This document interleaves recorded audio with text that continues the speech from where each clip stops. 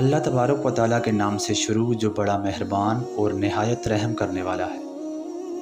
قیامت کے دن 3 قسم کے لوگوں کو کتے کی شکل میں اٹھایا جائے گا۔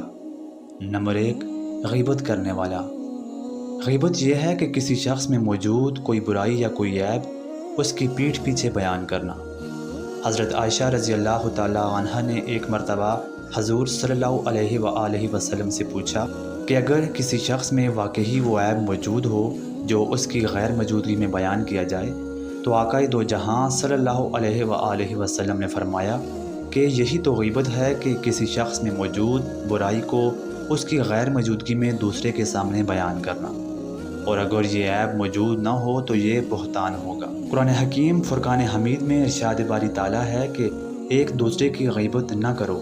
کیا تم میں سے کوئی شخص یہ پسند کرتا ہے کہ وہ اپنے بھائی کا گوشت کھائے اور وہ بھی مردہ؟ کیا تم میں سے کوئی شخص یہ پسند کرتا ہے؟ جس طرح مردہ بھائی کا گوشت کھانا ناپسند کرتے ہو، اسی طرح غیبت سے بھی بچو۔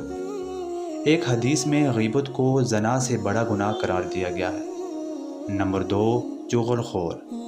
پیارے مصطفیٰ صلی اللہ علیہ وآلہ وسلم نے ارشاد فرمایا کہ چغل خور جنت میں نہیں جائے گا۔ آپ صلی اللہ علیہ وآلہ وسلم نے فرمایا کہ میری امت میں عورتیں سب سے زیادہ جہنم میں جائیں گی۔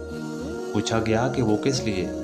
فرمایا کہ ان میں چغلی کرنے کی عادت بہت زیادہ ہوگی۔ چغلی وہ کبیرہ گناہ ہے جو توبہ سے بھی معاف نہیں ہوتا جب تک کہ وہ شخص خود معاف نہ کر دے۔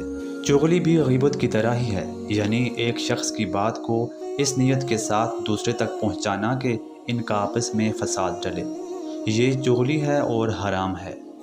نمبر 3، پاک باز لوگوں کے عیب تلاش کرنے والا۔ لوگوں کے عیب تلاش کرنا ایک کبیرہ گناہ ہے اور اللہ تبارک و تعالیٰ ایسے شخص کو سخت ناپسند کرتے ہیں، اور خاص کر اللہ کے نیک بندوں میں عیب تلاش کرنا اس سے بھی بڑا گناہ ہے، اور ایسے شخص کو بروز قیامت کتے کی شکل میں اٹھایا جائے گا۔